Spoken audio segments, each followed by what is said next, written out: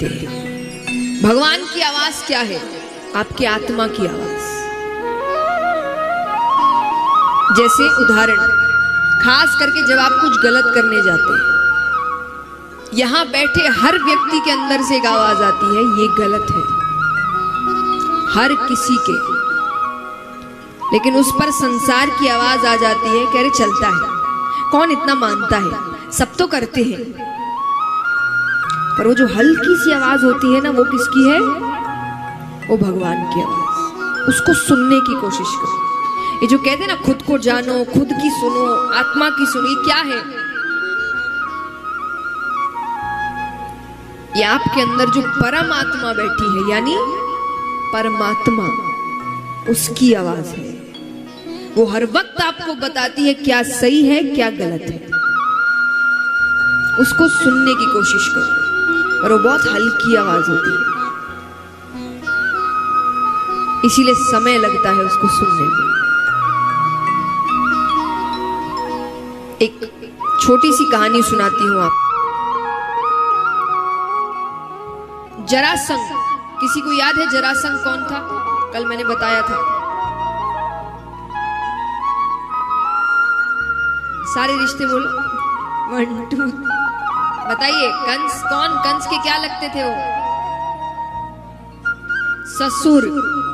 कंस के ससुर। तो वो भगवान को बहुत परेशान कर रहे थे। तो भगवान ने कहा कि अब इसका भी कुछ ना कुछ तो करना पड़ेगा, क्योंकि वो पाप बहुत करता, लेकिन एक गुण था उसमें, वो दान बहुत करता था। मतलब जो मांग लो वो दे।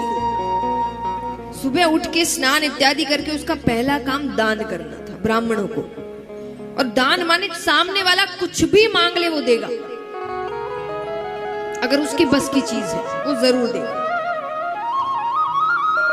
लेकिन इसका मतलब ये नहीं कि आप सोचे भाई अच्छा काम है, पाप करो दान करो, पाप करो दान करो।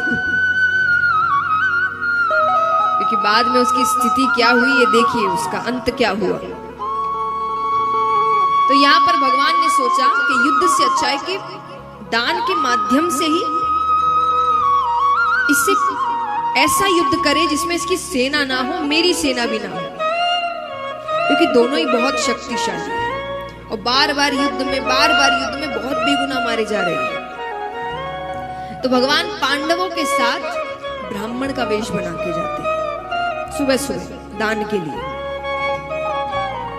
गए तो पहले तो फल इत्यादि देता था, कपड़े देता, थोड़ा धन देता, बाद में जो मांग ले वो। तो भगवान ने कहा ये सब नहीं चाहिए। तो बोले क्या चाहिए?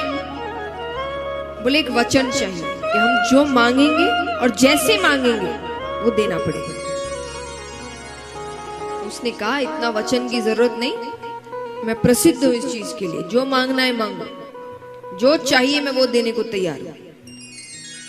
अरे भगवान कहते नहीं, हमें पहले वचन चाहिए। जरासंध कहे वचन का क्या करोगे? अरे तुम ज्यादा से ज्यादा मुझसे क्या मांग लोगे? मेरा राज्य। एक राजा के पास सबसे ज्यादा क्या है? राज्य। उसी के अंदर सब कुछ आता है। तो उसने कहा ज्यादा से ज्यादा क्या मांगोगे? मेरा राज्य मैं दे दूंगा, मैं पूरा राज्य दे दूंगा। अब आपको लग रहा होगा कितना तो अच्छा आदमी है। दूसरी लाइन बताता है कि कितना अच्छा है। उसने कहा कि तुम ज्यादा से ज्यादा मुझसे क्या मांगोगे? मेरा राज्य मैं दे दूंगा, क्योंकि मुझे मेरी शक्ति पर इतना भरोसा है कि सुबह तुमको राज्य देकर शाम को युद्ध करके वापस ले लो।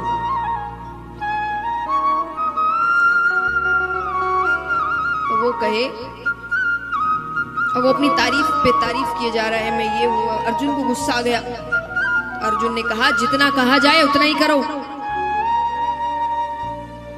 युद्ध में इंसान गलती करता है, क्रोध में इंसान गलती करता है। अर्जुन ने गलती कर दी। भगवान ने 4 वर्ण बनाए हैं। कौन कौन से?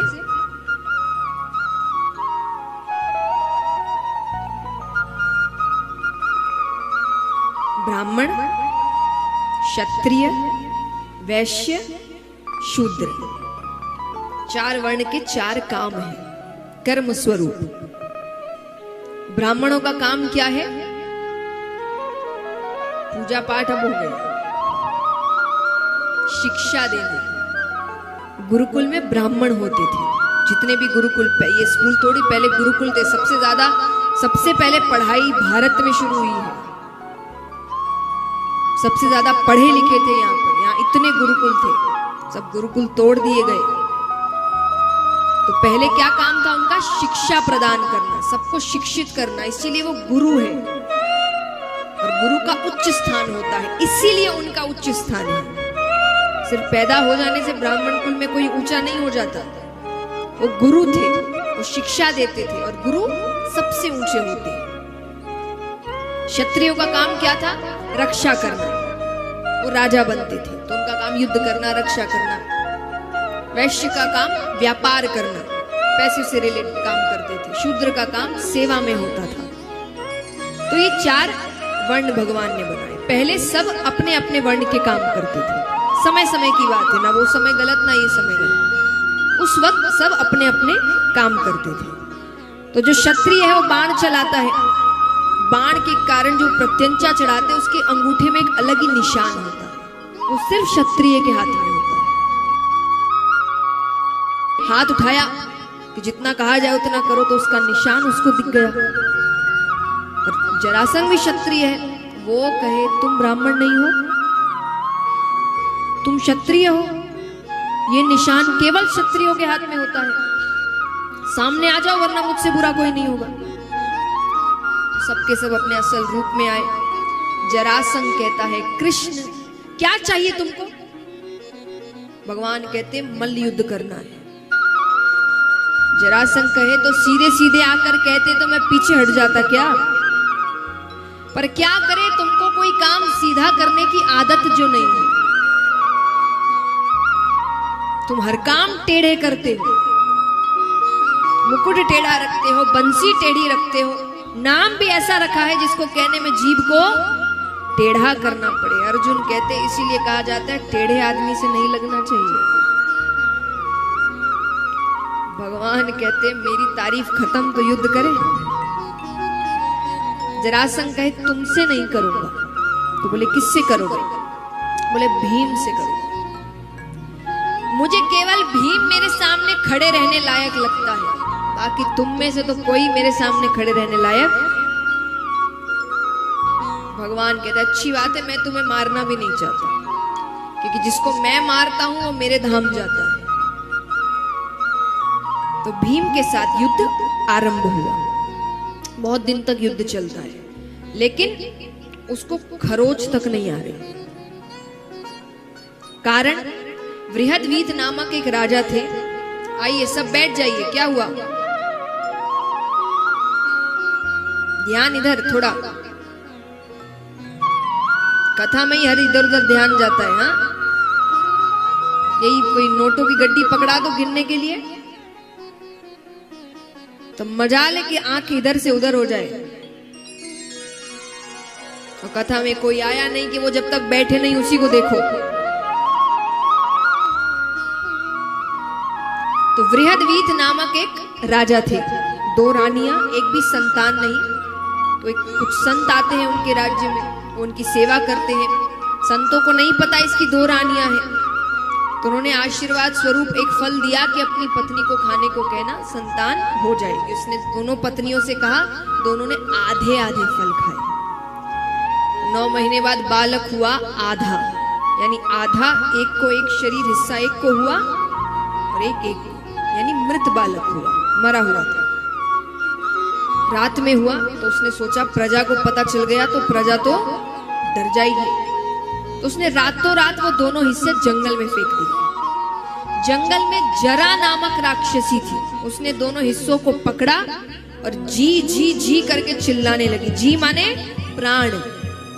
उसने जी जी करते करते दोनों हिस्सों को जोड़ दिया। जोड़ते ही उसमें प्राण आ गए, इसीलिए नाम पड़ा जरा। जरा नामक राक्षसी ने हिस्सों का संग किया तो जरा संग, यानी बीच का हिस्सा कमजोर है, बाकी कहीं कुछ भी करो उसे कुछ नहीं होने वाला। तो 27 दिन तक युद्ध चला। 27वें दिन सूर्यास्त के बाद होता नहीं है युद्ध, तो भगवान ने कहा कल मुझ पे थोड़ा ध्यान रखना भीम से, मैं कुछ इशारे करूंगा। भीम ने कहा ठीक है, पर वो भूल गया। अब वो युद्ध किए जा रहा है, भगवान कह रहे कि फिर सूर्यास्त हो जाएगा, फिर एक दिन निकल जाएगा। तो भीम का ध्यान अपनी ओर आकर्षित करने के लिए भगवान उसे आवाज लगा रहे हैं। कैसे? उसके दाव की प्रशंसा कर रहे हैं। भगवान कहते हैं अहो भीम, अहो भीम, यानी क्या दाव खेला है। भीम कहे ये दाव तो भगवान पहले भी देख चुके हैं और इतनी तारीफ तो कभी नहीं की। फिर उसे याद आया कि भगवान ने अपनी ओर देखने को कहा था। उसने भगवान की ओर देखा, भगवान ने एक टहनी उठाई, उसको बीच से पकड़कर चीर दिया। भीम ने तुरंत सर घुमाया, पैरों को पकड़ा, दोनों पैरों को पकड़कर चीर दिया। वो हिस्से फिर जुड़ गए। जैसे आपको ताली बजाने की जल्दी, भीम को सर घुमाने की जल्दी। भीम ने फिर भगवान की ओर देखा, भगवान कहते इस बार पूरा देखना। भगवान ने फिर टहनी उठाई, भगवान ने उसको बीच से चीरा और दोनों हिस्सों को विपरीत दिशाओं में फेंका, क्योंकि वो जब भी सामने आएंगे तब वापस जुड़ जाएंगे। तब भीम ने पैरों को पकड़ा और चीरते हुए दोनों को दो विपरीत दिशाओं में फेंका। इस प्रकार जरासंध का वध होता है।